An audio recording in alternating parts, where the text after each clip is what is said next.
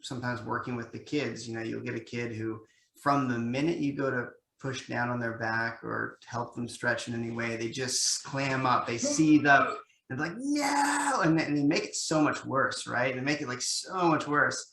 And if they could just get into the experience, I think there's a moment when you realize stretching is not torture, that stretching becomes a wonderful thing, right?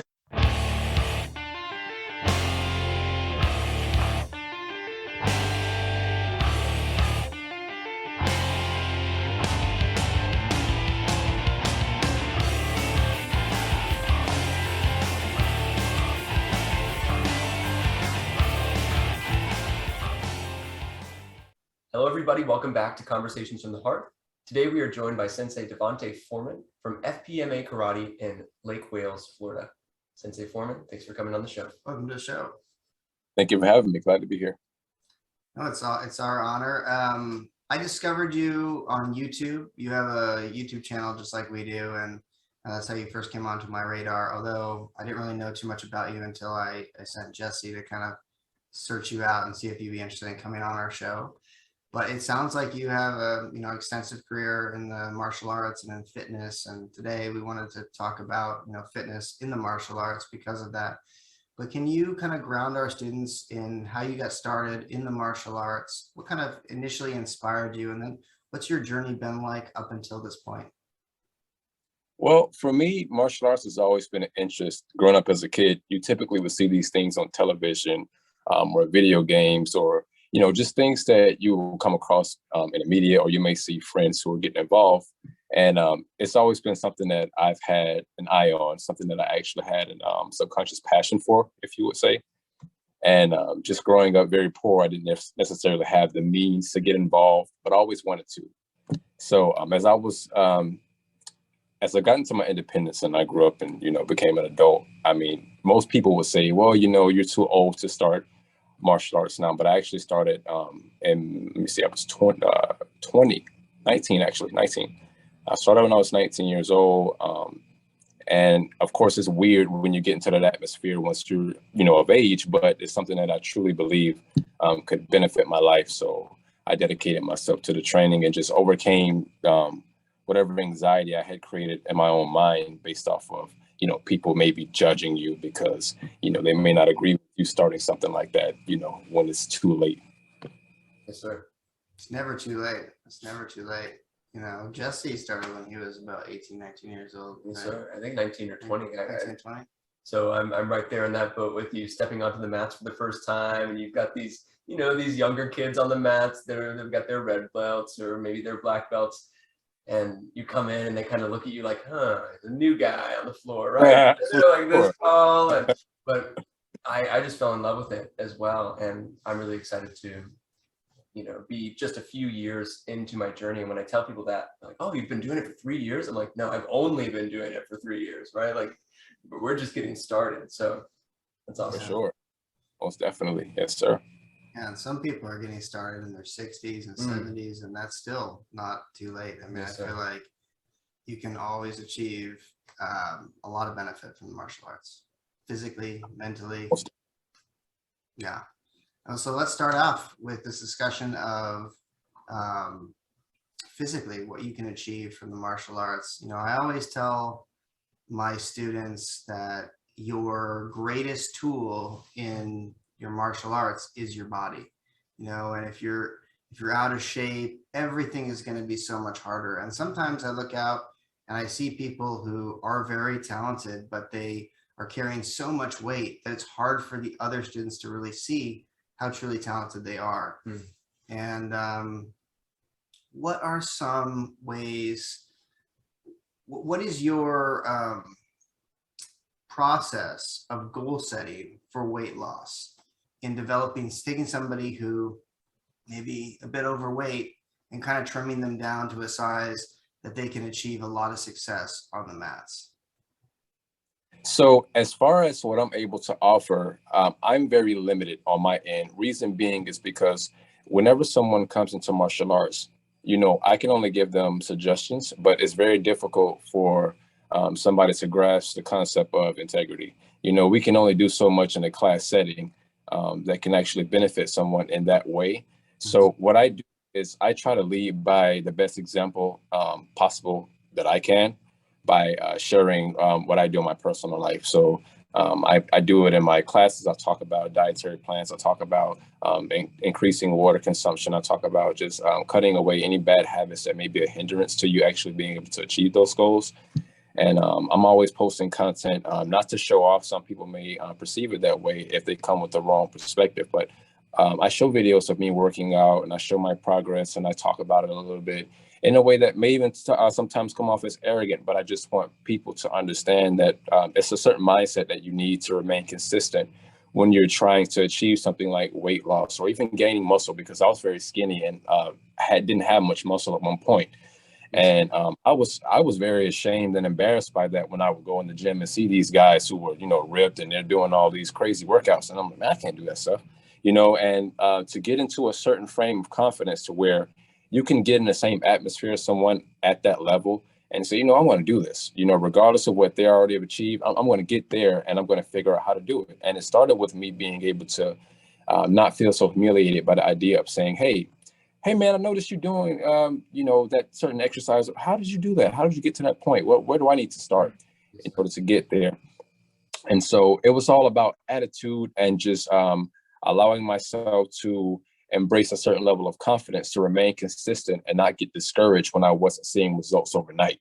Mm-hmm. So when I put myself out in front of people, I just try to show them that, hey, I'm here now, but there was a point where I wasn't here. And it took for me to get the right mindset to get here. It wasn't necessarily, what I was doing as far as my dietary plan or my exercise went. It started with my mindset because, you can start something and you can start strong for a week or two, maybe even a few months. But if your mindset is the gear for longevity based off of your confidence and the belief in yourself that you can achieve it, it's not going to matter in the long run anyway. It's just going to be you getting on a horse, falling off, getting on, falling. But that's okay as well. But at some point, we got to get to a mentality where we stick with it and we just make it a lifestyle as opposed to, just something we're doing every now and then. And I feel like that's with anything, not necessarily just weight loss. As I mentioned before, I wanted to be stronger. I wanted to gain muscle. I wanted to become more flexible. Recently, I just started yoga. It hasn't been 2 months yet. Extremely challenging. Yes, sir. But I said to myself, it's something that could benefit me. And, can't swim a lick. I cannot swim to save my life. Just sign myself up for swimming lessons because, again, I feel like this also can help the martial arts journey, just learning different elements of body control and being receptive to someone who's already walked that path has been the main thing that's helped me progress in everything I've done. Yeah. Yes, sir. So what I'm hearing is a lot of like realistic expectations and goal setting in the way that you need to break things down into smaller and smaller goals so that you can achieve those things. Of course, yeah. I agree with that 100%. My master always taught us to, dream big, but have realistic expectations, to take our goals and break them down into bite-sized pieces. It reminds me of a story. I had a student who had joined my leadership program, which is kind of like our CIT program, and he hadn't been doing very well in school, and his mom was confiding me that maybe through being in my leadership program, I can get his grades turned around. And I said, yeah, of course. Let me have a talk with him. So I sat down with him and I said, hey, how are your grades? And he's like, well, I didn't pass any classes this year. And I said, whoa, I've never experienced that before. I didn't say this to him. I'm thinking in my head, I'm like, wow, okay. Right. And for sure. Like, what can our goal be? He's like, well, I'm going to get straight A's this year. I was like, how about we just don't fail any classes, And I've experienced, that's just one example, but I've experienced that kind of thing all the time where people are like, they try to jump way to the top when they haven't even achieved that low level success. So, I think that's one thing that I'd always remind our viewers and our students is that, it doesn't have to be a big improvement to be an improvement. Just one little step forward will start you feeling passionate that you can do it. And the success mindset is just really based on a lot of little successes. It doesn't matter how big they are. I agree 100%. Most definitely. I agree more with that. So I have a question coming off of the answer to your last question, there were so many things where I was like, oh, let me hold on to that. Let me keep that in my back pocket. First thing that comes to mind is it sounded like you were training in a gym environment, right? Like where you're going in and it's not the dojo or the dojang, but you're going to a fitness gym, a fitness facility. And I'm curious because this is something for myself that, you know, I come into the dojang and I'm doing classes and I'm doing the work on the bags and, you know, but I have personally never really been comfortable stepping foot into the gym for the reasons that you're saying, right? You go in, you're like, okay, these guys have been here for so long, they're doing their exercises, and I'm going to walk in and look at the equipment and think, I have no idea what to do with any of this. What do you feel has been a really strong benefit of going to that fitness facility, like the gym itself, where it has all that equipment? And for myself, or for a student like me who feels, oh, you know, I just don't know if that's the kind of environment, like, I guess the question I'm asking is, why not do a bunch of body weight calisthenics, a bunch of, you know, really specific martial arts, stretching and kicks and fitness training here, as opposed to going into the gym setting? So I think it all depends on your own personal goals and what you want to achieve when it comes to your level of success and what it is that you're doing. I choose to use both because I primarily focus on cardio and calisthenics. I don't like to do as much weights as a bodybuilder. But what I can say about a gym atmosphere, if you don't have the same type of equipment in your dojo or dojang, the gym does provide you with things that you can't necessarily get through calisthenics. There's certain equipment that I would use for my personal workouts that actually enhance my martial arts. There are certain machines that I don't have here.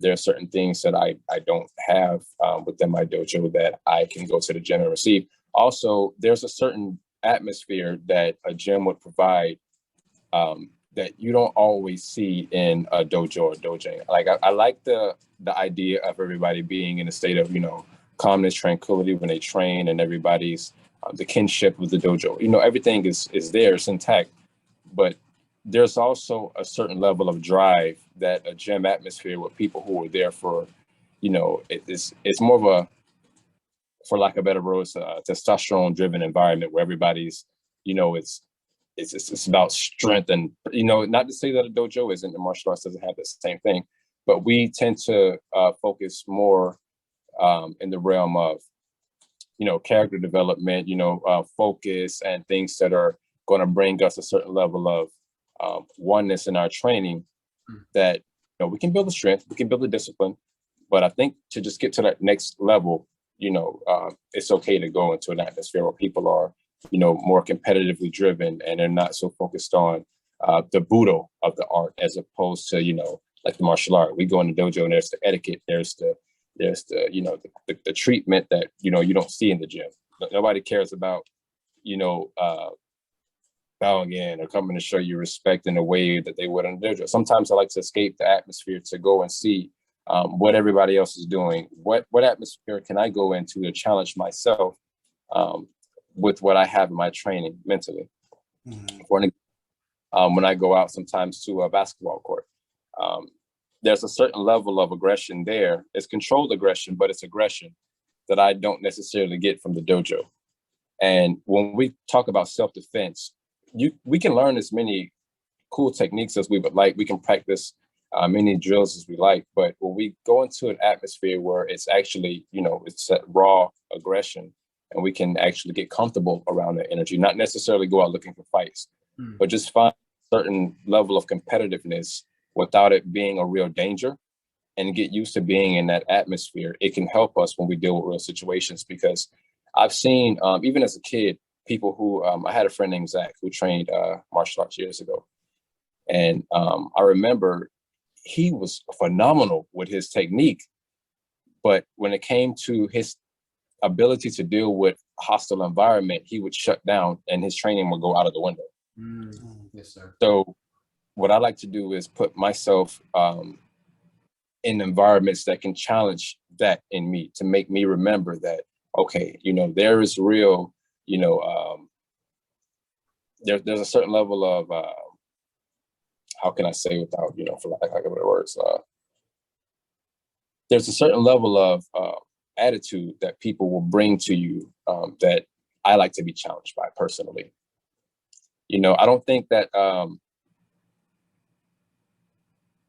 everybody may be for that, but I feel like it can definitely help you in the long run when it comes to just remaining comfortable when challenged with that type of atmosphere or energy, to be able to pull on your martial arts and, be comfortable also expressing that within a different environment.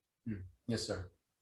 Thank you. Yeah, I feel like being a strong leader requires an adaptive personality, one that can go into all sorts of situations. The dojang is a very respectful place, but out playing basketball may not always be that way, and that's going to kind of make you a really great leader because you have a nuanced understanding of the world. You can be incredibly respectful and humble and patient and these kind of things, and you can also deal with people who aren't that way because you go out and interact with those people on a daily basis.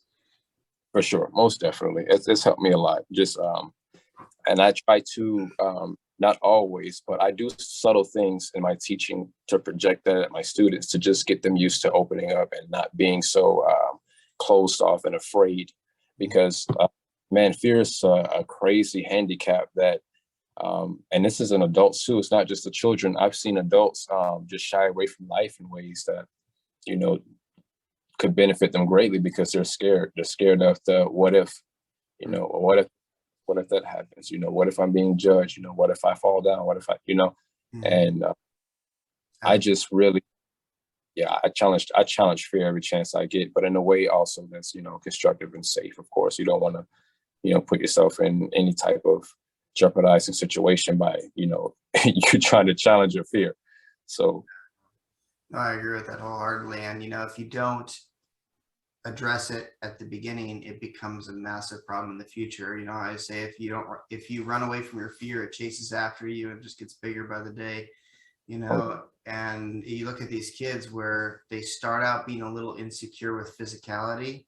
And then when they turn into adults, they're completely insecure. And it's just like if they had gotten on the right track way back when they were first starting to feel that way, this would never have happened.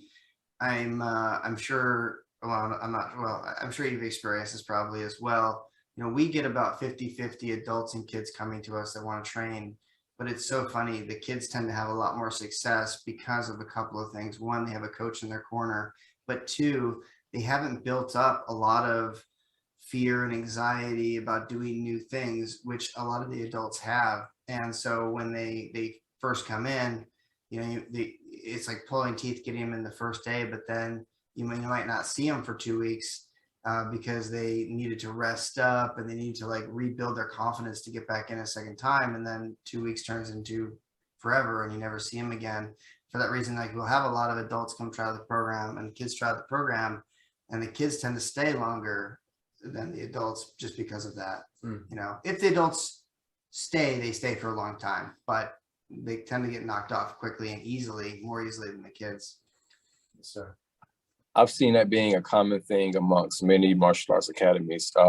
When it comes to adult retention, it's very challenging because, like you said, they had the time to build up those, fears and anxiety that makes it hard for them to actually stay focused and committed to something like, martial arts or anything that's going to challenge them in the growth, because they're set in their ways because of their environment, of being told can't, or don't, or stop, for so long. And then even the little voice that we have in our own head that tells us those same things can, turn into a monster over the years and just can really disable us from moving forward and, things we really want to stick to.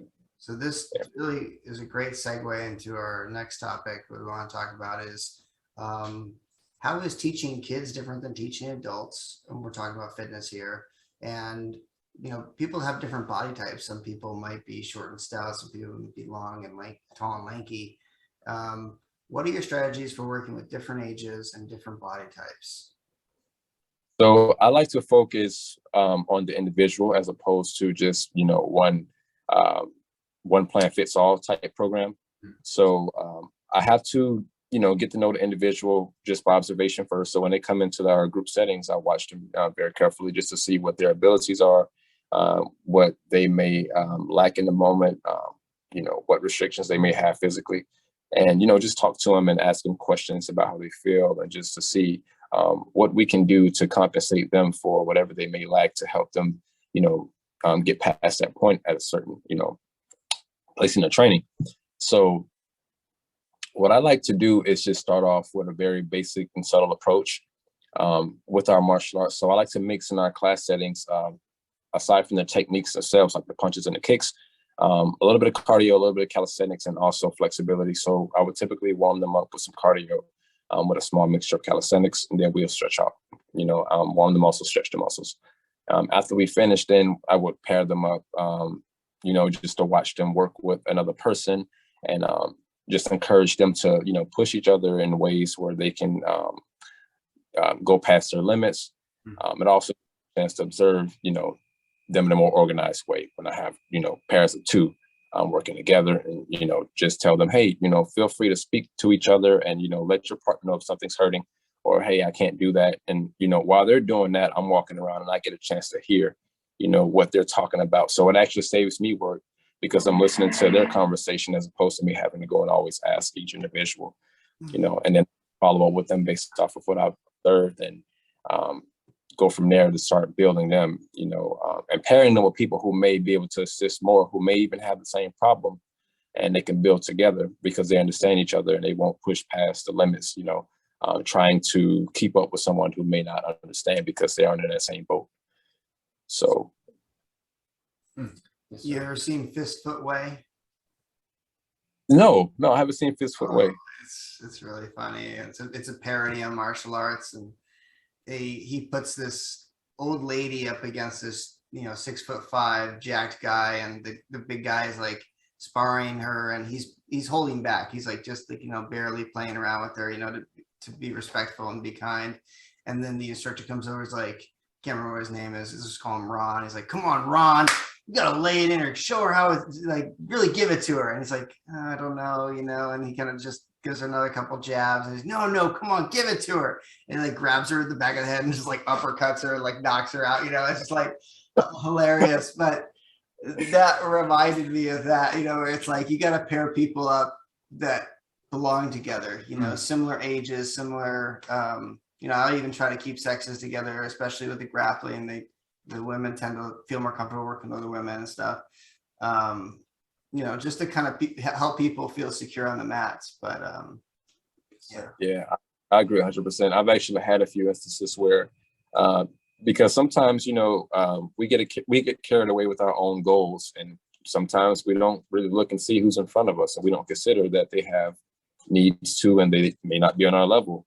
And sometimes when we get carried away and forget things like that, it can be a problem for them to grow, and it could even discourage them from wanting to continue. So I've seen this happen. So I'm very careful with that, just to make sure that, someone else doesn't run, another student off because they're just, so focused on their own development that, they can't, just balance it out with the person who may not be on their level yet. Yes, sir. This kind of is not a bad segue into another thing I wanted to talk about, which is the need for stretching. And it sounds like you do a little bit of stretching. How much time do you spend on stretching? What are some of your favorite stretches? Why is stretching important to developing muscle and becoming fit and, a good martial artist as a whole? Oh man, stretching is awesome because it allows you to, my favorite is just to release tension from your body, which releases stress, man. I try to keep stress as low as possible. Stretching is very calming, and it just deals with the mental space way different than any other exercise can, because it gives you the time to actually slow down and really pay attention to every detail, feeling of your body. If something isn't right, you're going to feel it through stretching. It's going to tell you. It's like having a certain conversation with your body that you can't have through, lifting weights, calisthenics, cardio, because those things are all, driven in a high-paced, fashion. Stretching is very slow, calming. So I relate that to. It's kind of sensual in a way, like it's kind of like, really, in the way that, like, wearing bare feet on the mats is sensual. Like it kind of really gets you into the moment. And yeah, I For hadn't thought sure. about it that much before, but I think it is. And that's what's important, because, you know, if you come in martial arts, like when I first started, they would tell you immediately, my sensei would say, you know, as soon as you come in the door, whatever you have going on, leave it at the door. You know, doing that can actually get you in the moment to get away from all the things that may hinder your training. When you're trying to focus in class, you're thinking about, you know, things that are, you know, waiting for you once class is over, or what happened before, what may have gotten on your nerves in class or at work, you know, and just, you know, getting into that moment and letting go. I feel, and, you know, to be able to, no matter how much, you know, workouts you do, is, you know, if you go to the gym and you bench press all day and you're a big, you know, jack dude, but you don't stretch out, you don't have the same, you know, range as someone who's stretched out to be able to release, you know, that right, you know what I mean? So that causes you to falter in your technique. You can't express yourself the same way. Your mobility decreases. I went through a bodybuilding phase at one point, and it felt great, you know, to, you know, look in the mirror and see that, or, you know, go in a gym and be able to do certain things. It's like when you actually get into the movement of, you know, just running, or, you know, simple jumping jack, that's not for me. It just doesn't feel, you know, the same as, you know, being flexible. And, you know, now mind you, there's guys who've achieved both. I like Michael J. White's build. The guy's super built and he's super limber. That's just a whole different level of training, you know, that you gotta be willing to sacrifice some things to achieve. But yeah, ultimately, I see people who are not stretching, lack mobility, technique, coordination required to be effective in martial arts. You know, everything that has to deal in that realm. Yeah, I mean, I feel like flexibility is really important on so many levels. Like for striking, first of all, if you want to be able to kick high and do more acrobatic techniques, you need to be flexible. And then to generate power in striking, you have to be flexible, because generating power is all about being really relaxed and then tightening down. And the more relaxed you can be, the tighter you can become. And that difference being farther apart makes you generate more power. So that's why you see these guys who are really strong, but then they come in, they punch like not very hard, because they're all tight, you know, from the very beginning. Then they need to kind of loosen up and relax. And then in grappling, it's really important, because the more flexible you are, in some ways, almost the more balance you can have. And when you get down to the ground and people are trying to submit you, good flexibility is like a defense. It's almost like armor. I think in so many different ways. And then with weapons, a lot of like the hand rolls and things like that require a lot of wrist and arm flexibility. So it kind of opens up a lot of things you can do with twirling and stuff like that by having good flexibility. Yes, sir. Sure, no question about it. I wanted to hop in just regarding the stretching. So I know you mentioned you've been starting yoga these past couple of months, and for me, before I started martial arts, I did yoga. My stepmom was a yoga instructor and has been for over 20 years, and you know, it was something that I was fortunate enough to be introduced to pretty early on. And awesome. Yes, sir. And I have found, and I'm curious to hear your thoughts about this, but there's, you know, when I came into the dojo for the first time, we were doing a lot of dynamic stretching, which is, you know, you're up and you're kind of bouncing down into the stretch, or you're like, okay, like there's a lot of movement there. And in my yoga training, in my yoga practice, right, there are moments where dynamic stretching is like, okay, like this is what you do, but it's always coordinated with the breath. You know, that's one thing. And you're always, I was just talking to Master Olds yesterday, right? Like in yoga, if you are deregulated, if your breathing becomes deregulated, it's like, okay, this is where you stop, right? Like you've gone too far, so come back to where your breathing is regulated.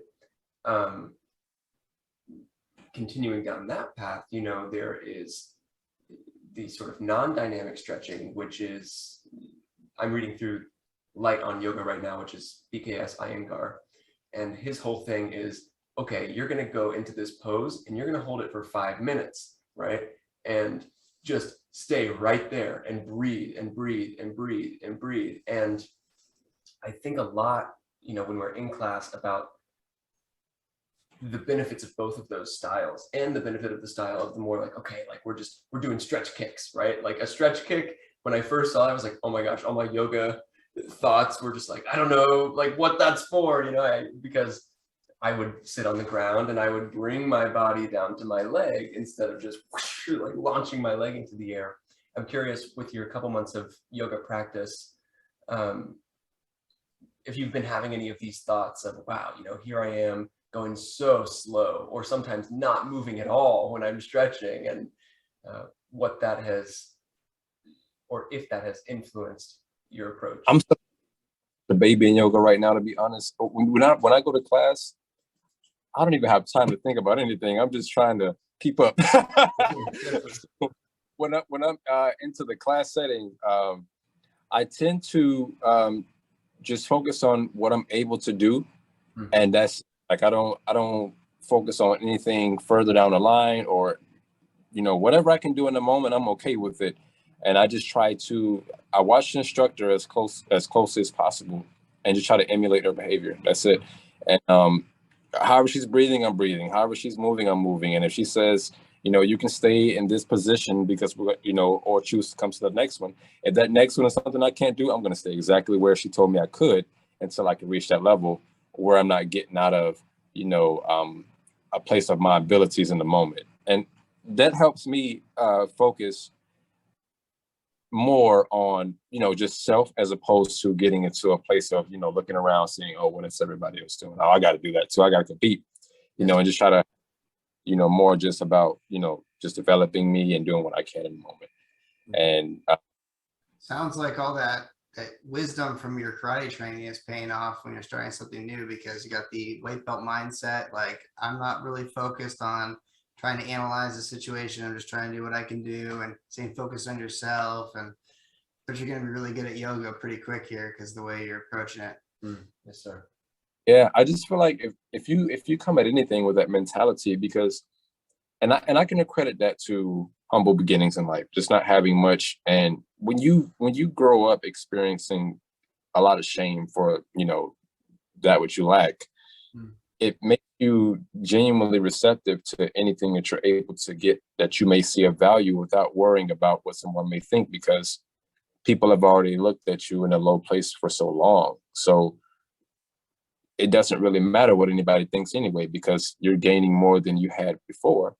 So the shame isn't really a challenge, when going into a new space of learning. Even at this age now, I'm always open to learn something new if possible, if I know it can benefit me, and I think that everybody's capable of tapping into that mindset. I think it's just more about just reducing the people around you in your environment who aren't of that same thinking space, because typically what I've noticed is when people want something out of life, they're usually restricted by what's around them, not so much themselves. A lot of the times it's the person who they confide in and say, hey, I'm thinking about, doing this particular thing. Oh, well, you shouldn't do that because that's not you.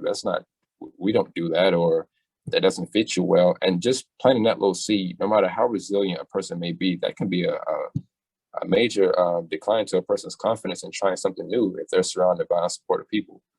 So just being comfortable with the idea of potentially being alone if people don't agree with you can make it very easy for you to, go into new spaces and try new things, and eventually gain support from others who are like-minded as, you may be.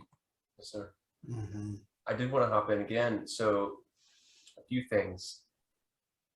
There is this sense, whether it's in yoga, but just coming back to stretching really, but fitness in general, there is this sense of what you were saying, receptiveness, right? And Master Olds, you were talking about almost the sensuality of stretching, right? Like when you really start to listen to your body. And my first thought is that simple forward bend where you've got maybe one foot or both feet out in front, you're sitting on the ground and you just lean into it.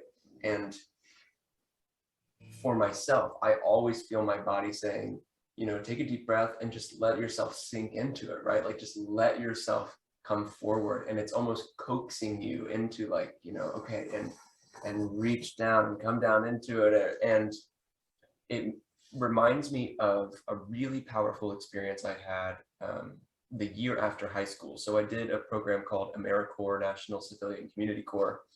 And to spare the nitty gritty details, it's a 10-month service program. And I had the opportunity to travel up and down the Pacific Coast working with different nonprofits.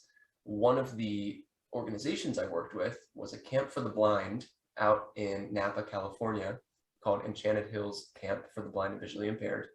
And I was a camp counselor for a small group of students who had some range of visual impairment, whether that was total blindness or no light perception at all, because I learned so much about blindness at that camp.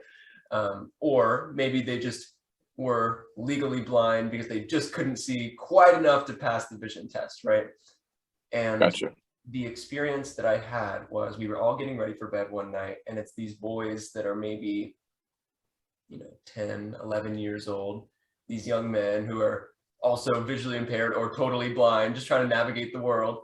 And we're in the cabin, and one of the boys stands up and he holds his arms out. And this is somebody who he had light perception, but he could tell if it was light or if it was dark, but that was it. Like he knew if it was daytime just because he could tell that it was light, but that he could not perceive any depth or anything like that. And he reached his arms out, and I was like, what are you doing over there? He's like, oh, I just want to see how far I can reach, right? And it was I just sat for a moment and watched him because I didn't quite understand what he was alluding to. And I saw him reach out, and he goes, and I saw him adjust his body a little bit. And I'm thinking, well, that's as far as you can reach. And then I just saw him do something where he went, boom, and he extended further than I thought that he would be able to. And it was this moment of epiphany for me where I realized, wow, I never realized I was actually limited by my sight, right? Thinking, oh, I can't touch my toes, right? And my toes are so far away. And here's this little blind boy who says, I have no concept of where my hand is in space other than, well, it's not as far as it might be able to go. And when I started approaching my stretching like that, but also other things in my life, whether it's fitness, whether it's, whatever it is, like what visually or in terms of perception is limiting me from thinking that I can take that next step or to move in that direction. And I know this is a long anecdote, but I was watching one of your recent videos about receptiveness, right? And all this came together, just as you were talking. That's why I was like, oh, I've got to kind of tie this in. Receptiveness as a function of moving towards something that is almost inviting you to move toward it, right? And I'm just curious about your thoughts on that, because I know that you had talked about receptiveness in your kind of mindset video, and you just mentioned receptiveness here. How can we, as instructors, as students ourselves, maintain a relationship to that receptiveness and encourage others to recognize that thing that is always there saying, hey, maybe today you reach a little further, right? Maybe today you kick a little higher, maybe today, whatever it is. Your thoughts on that, sir? I think the key to receptiveness, one of the main keys is care. And to go into detail about, to make sense of that, when you care for anything, I feel like you naturally want to reach further. You want to reach a little bit further to achieve whatever it is that you're connected to with care and passion. And also embracing help. That's another way I would say we can always remember to practice receptiveness, because the way my ego is set up, which I have not mastered myself, is it's hard for me to be receptive when it comes to others helping me. So like when I was saying in the gym, when I first started going and I wanted to lift weights, I wanted to learn how to build my body up in a different way than I was used to. I wasn't familiar with that realm at all. And you can get hurt pretty easily if you go and lay under, a few 100 pounds with nobody supporting you. So just putting myself in an environment where I had no choice but to ask for help helped me become more receptive and helped me understand how to approach everything else with receptiveness when faced with resistance. If you have something that, may be inviting you into its atmosphere, no matter what it may be, if it's your training, your physical training, maybe an idea that you have that you may want to explore, maybe a friendship that you look to engage with someone who you find interesting. I feel like just being completely open and allowing yourself, like you were mentioning earlier, to just not be so focused on the detailed things that may slow you down by what you're, seeing. Maybe you go and see someone who you say, wow, I want to, do like this person's doing, but you're watching them and, just getting intimidated by what they're doing might make you say, nah, I don't want to go. I'm reaching too far now because, that way above me, I'm reaching too far. But there are genuine people who are receptive enough to receive you and embrace you to help pull you into a better place to get to the level of whatever it is that you're trying to achieve, if you just allow yourself to be receptive and open to the idea that, anything is possible. When stretching, even sometimes things may feel uncomfortable. It may hurt even, but just finding a place in your mind, you can go and say, we can go and say to ourselves, say, I can go further, even if it's inch by inch, like you were saying, a little fragmented progress, even if it's just, little steps. If I can go a little bit further, I can hang out here for a little while, but I'm going to go a little bit further later, and just, and also remain patient. Patience is a big thing when it comes to receptiveness because, we all struggle in different areas, and we have to learn how to be patient with ourselves and with others in order to be receptive. Because if we lack patience, there's only going to be a point in time where we stop caring to be receptive at all. We quit and give up on whether it be ourselves or others. So I would say just caring and being patient, with self and others can help us remain receptive to anything. And we can continue to move forward if we can, master that mindset and find others who have who are like-minded. That's a key thing to me with everything. Just finding people who are like-minded, man, because I've seen too often people who just want to change others into thinking like them, or, being on the same frequency, where they're, you can't, people are going to be where they are at, until they choose to, think differently on their own. You can't force them. And so it's an easier battle, when you can just find people who are already where you are, on the journey, whether they're further ahead than you or not isn't really the important part, but are they on the same journey as you? When you found your master, I'm sure, he was at a level where you may have said, man, I want to be like that one day. I got to get there one day. And okay, well, I'm not there yet, but I know under his tutelage, I can, make small progress and eventually maybe get there. Or even if I'm half of where he's at, I'll be content, because, it's further than I was when I began. Yes, sir. So. Yeah, I think that's one of the most important things we've learned through Conversations from the Hearth is that we're all on this journey together, and there's a lot more similarities between disciplines and schools and instructors than we realize, and those differences, they are interesting and provide inspiration to our students. But going back to the topic of stretching, one thing I was kind of reminded of is sometimes working with the kids. You'll get a kid who, from the minute you go to push down on their back or help them stretch in any way, they just clam up, they seethe up, and like, no, and they make it so much worse, right? They make it like so much worse. And if they could just get into the experience, I think there's a moment when you realize stretching is not torture, that you become stretching becomes a wonderful thing, There right? is. And like, you know, even you see a lot of adults, they get out there like, I hate my life right now. I'm doing this to gain like flexibility, but I don't enjoy it. And when you enjoy it, that's when it's essential exploration of your body, your limitations, feeling out, you know, like when I'm stretching, you know, sometimes I can feel like, oh, I got a pain in my lower back that I didn't realize. And by stretching out, now it's actually alleviating some of that pressure. You know, is it Thai massage where they kind of stretch you and massage you at the same time? There's a form of, yeah, I think it's Thai massage where they actually like, awesome. they like bend your legs like up over your head and stuff and do all sorts of weird things with your body to basically stretch you out. And it's a massage. And I think if you approach stretching with that kind of a mindset, you'll get a lot more out of it than the little kid who's like, don't do it to me.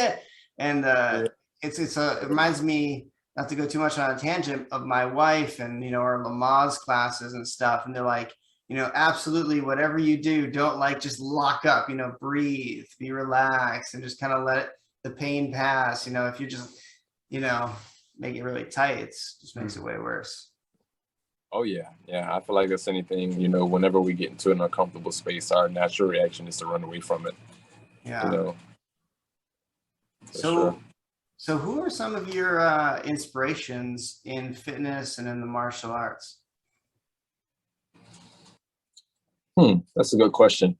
Man, there's quite a few people. I don't even know where to start with that. I've come across some great people on my journey who have really enlightened me with what they've achieved. And man,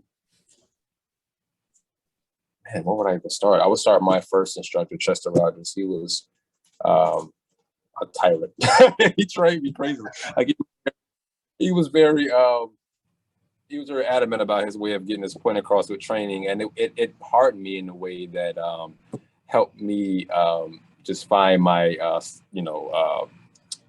it stabilized me, not just physically but just mentally. It really rooted me into my character, which helped me over time just not be as shaken by, you know, life in general. When things come and try to knock you over, you know, you just remain rooted and, you know, receptive to what helps you grow, similar to a tree. So I would say after that,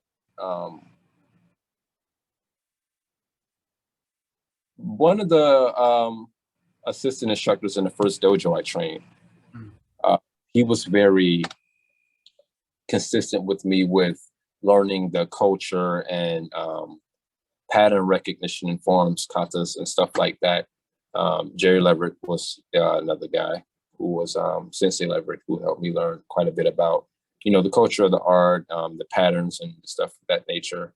Senpai Ashur, he was another black belt in the dojo who was very disciplined in his dietary plan. He was actually the guy who planted the seed in my head about being vegetarian, which when he first told me he was, I just couldn't even process that, because I said, no way, dude, I'm not, I'm gonna do that to save my life.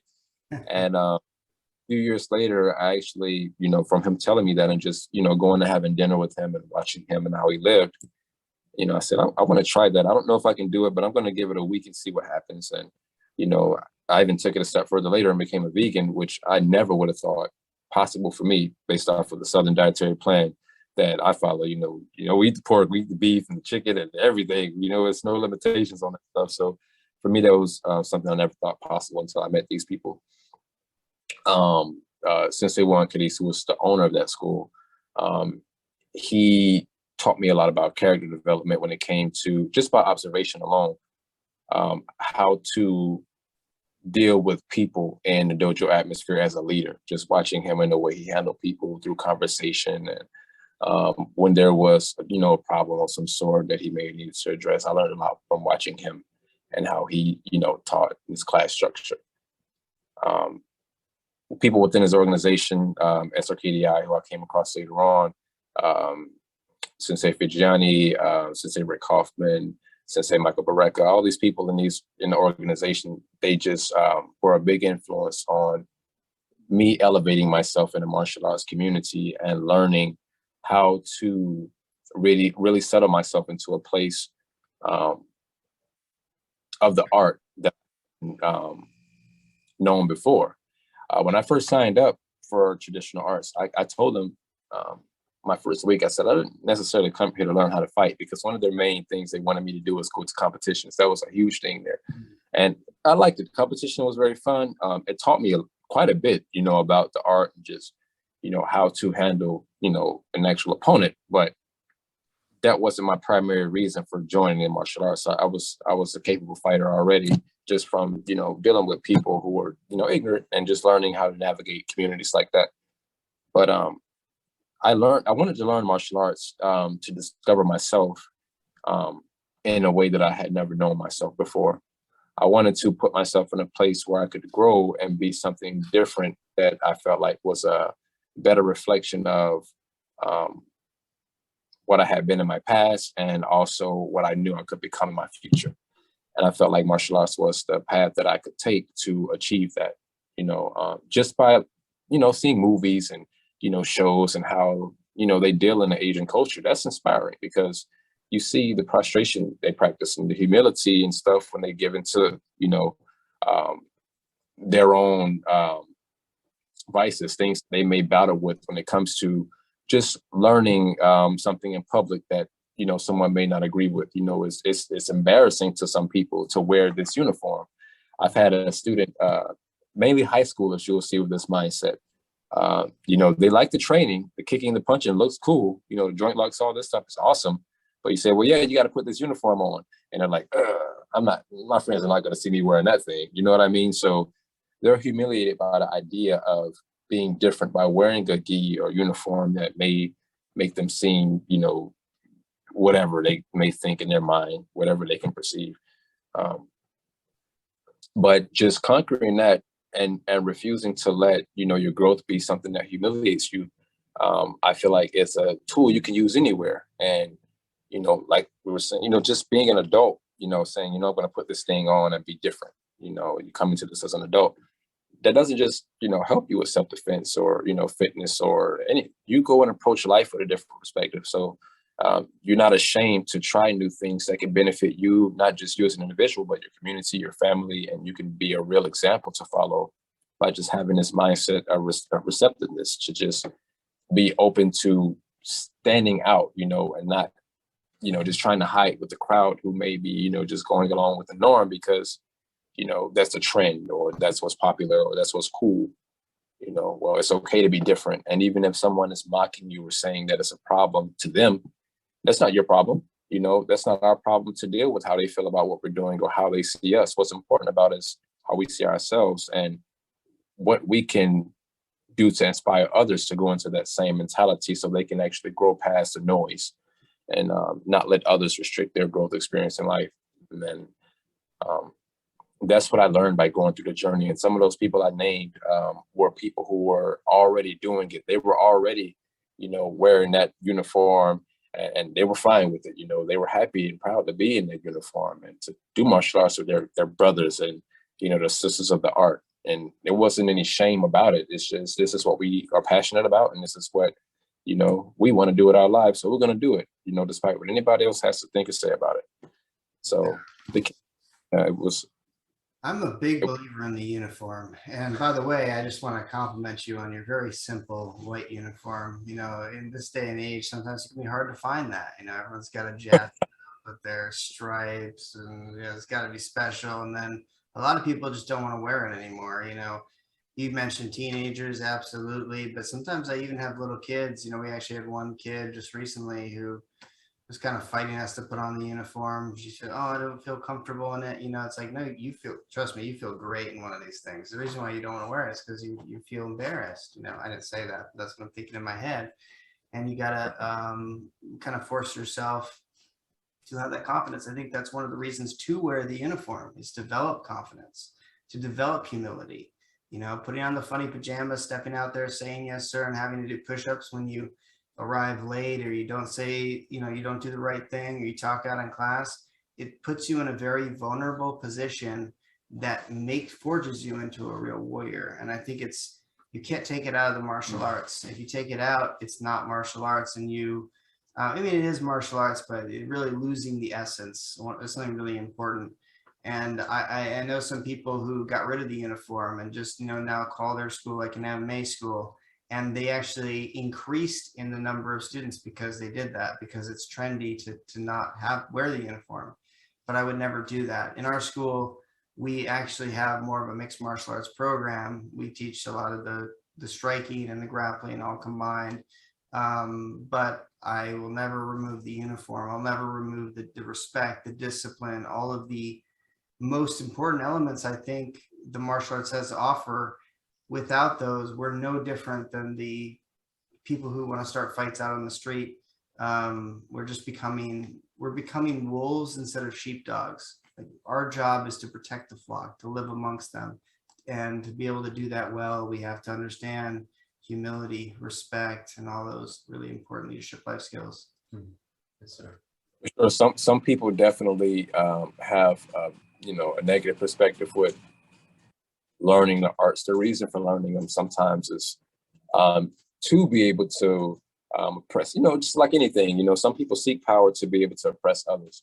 And it's the same thing when it comes to the martial arts. Some people, learn it so they can use it against other people for their own benefit and just to make themselves feel secure, knowing they can dominate others. And that's such a mentality that you just can't have in a dojo or dojo. You have to be completely about the unit. It's about unity. It's not just about self. And that was one thing I also learned along the journey as well, to not just focus so much on self. And when I'm paired with someone, as an instructor, I'm sure you both know, we can't allow ourselves to, be in front of a student who has a need to learn a certain punch or kick, and we go into a mind of competitiveness where we're trying to outdo a student. That's something that can exist within the realm of an instructor, because it's not about us. It's not about us showing that student that we're faster than them or stronger than them. It's about helping get them to our level of speed and strength and whatever level of, consciousness we've achieved in the martial arts, where we can execute these things at such a level. And I do see that sometimes where it's about, the instructor will get in front of the student and they want to, show the gap. Hey, I'm here. And honestly, that's why I got to a point to where I don't even like to spar students anymore, who may say, hey, I want to spar with you, every now and then, okay, we can do a little something and play around a bit. But if I know I'm dealing with someone who has a certain level of competitiveness inside of them, I tend to shy away, because I know I don't want it to be an experience about who's better, as opposed to being an experience of let's help each other grow together. Yes, sir. There's not much good can come from that in a way. The No. only good is that you're continuing to grow yourself and you're putting yourself out there. But on the student side of it, very little good can happen, because if you kick the crap out of them, which of course you're able to do, then they're going to feel the sense of rivalry with you. And it's going to be like, Exactly. the game is on, and now you guys are going to be going back and forth. And if you play it easy and you let them win, then they get this false sense of accomplishment, and like, oh yeah, I'm really good, I'm better than the master, or whatever it is.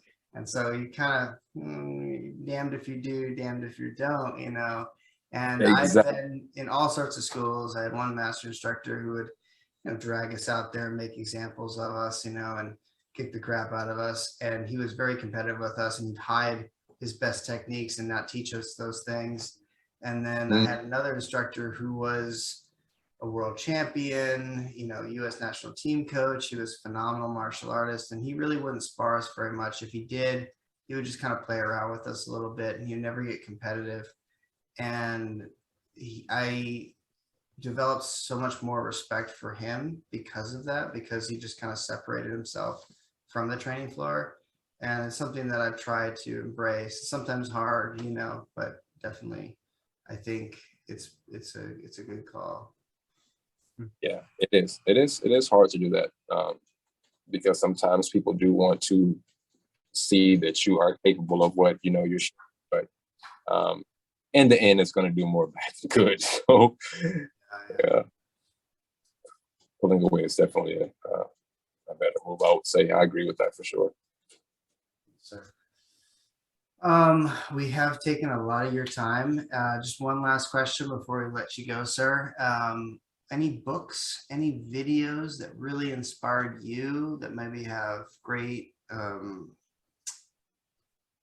that pertain to our topic on hand about fitness, great advice for fitness, or just in the martial arts in general? I'll start myself. Karate Kid. I mean, this you got to watch. And if you haven't seen Cobra Kai, you should watch it too. Yeah, I've seen it. I was actually waiting in suspense for them to hurry up and finish the seasons off when they kind of took a break. What was the kid name who fell off the second floor? Was it the second floor that he fell down and back? I'm only on season 2 or 3, so don't go too far. But yeah. No, but I've seen that part where he breaks his back. He's the main character. Yes. Yeah. I'm such a fan of Cobra Kai, but I don't know his name. I can't his name either, but he was I'm not gonna say too much. I thought you finished it already, so I don't want to spoil anything. No. Yeah. I'm really enjoying it. I love the original Karate Kids. I mean, they were one of the reasons why I got into the martial arts. But for sure, can't go wrong with that. But yeah, I would say some of the books that really was an inspiration for me. Again, for me, any lifestyle or hobby that I've indulged in, it's mainly just been about just developing my mind to embrace the journey. And certain books that have done that for me, I would say one of them, which I've had forever and still haven't finished because it's such a detailed read, is Millionaire Success Habits by Dean Gray. That's a good read. Just to get you in a successful mindset, and that just translates through everything you do. Not just about the financial part. Think and Grow Rich. Art of War by Sun Tzu. Oh man, there was one more I wanted to mention, and I can't think of it off the top of my head right now. And also just a book that we have in our curriculum, the Essence of Okinawan Karate Do by Shoshinaga Mine. It's a huge one for my curriculum development. Also, just to make sure that I'm doing everything in alignment with how it was designed to be taught and approached. So those are a few that I could think of off the top of my head, but there are more. Those just a few. That's great. That's awesome. Well, are there any that you guys like on your end?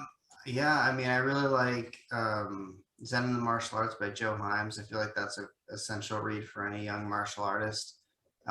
Be Like Water is pretty good, as well as The Way of the Peaceful Warrior. I don't know if you've read that, but it's a really inspiring tale. And I mean, yeah, there's a million technical books and stuff that I read over the years, but the ones those don't tend to really inspire me very much. I will say The Prophet by Khalil Gibran, if you're looking for, great philosophy, it's amazing. I'll definitely give those a check out, see how they are. Yes, sir. I think jumping off The Prophet, there's Paulo Coelho's The Alchemist. Oh yeah. And The Alchemist is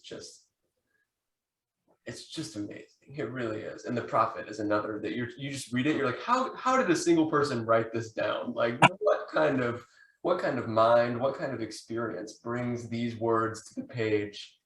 It must be a good book by the passion of, the way you express it. It's also The Prophet's an easy read. It's just a group of poems, and they're very digestible, but they all impart really essential morals, yeah, you'd like it, I'm sure. Gotcha. Sounds good for sure. I'll definitely give those, check them out and see how they are. Yeah. Sensei Foreman, it's been an honor having you on the show. I hope that we can get to know you better, and maybe we can have you back on the show again and talk about a different topic. We're wishing you the best out there in Florida with your school. From what I see on your YouTube channel, it's very exciting stuff. Guys, if you haven't checked him out already, you should go check out his YouTube channel. What's it called again, sir? FPMA? Yes, sir. FPMA Karate. FPMA Karate. FPMA Karate. And a lot of good stuff out there. And yeah. Yes, sir. I also wanted to say, Sensei Foreman, congratulations on the new location. I know that's been a new development recently, and it just seems like, you've got this really cool student community that is working with you there at the school. And just the videos that I've seen, I see those kids, I'm like, oh man, they're having a good time. They're having a really good time. So it's really great to see. Yeah, man, I'm really connected to my students here because they've been with me so far. I haven't had them very long, but a little over a year, but we have bonded, and they are definitely a driving force here that keeps me motivated and wanting to continue what I'm doing for sure. Yes, sir. Good luck. Thank Best you. of luck, sir. Yes, sir. Thank y'all so much. I appreciate you having me on. It was a pleasure, my honor, to come on here and speak with some like-minded individuals, and I've learned a lot from our conversation, and I'm glad y'all took the time to have me on today. I really appreciate it. Thank you. Absolutely. Yes, sir. Thank you. If you enjoyed that podcast, please consider liking and subscribing to our YouTube channel, as well as hitting the notification bell. We offer in-person, group, and private lessons at our facility in Kyle, Texas, as well as virtual lessons anywhere in the world. If you'd like to learn more about our programs, you can find us online at risingphoenixtkd.com.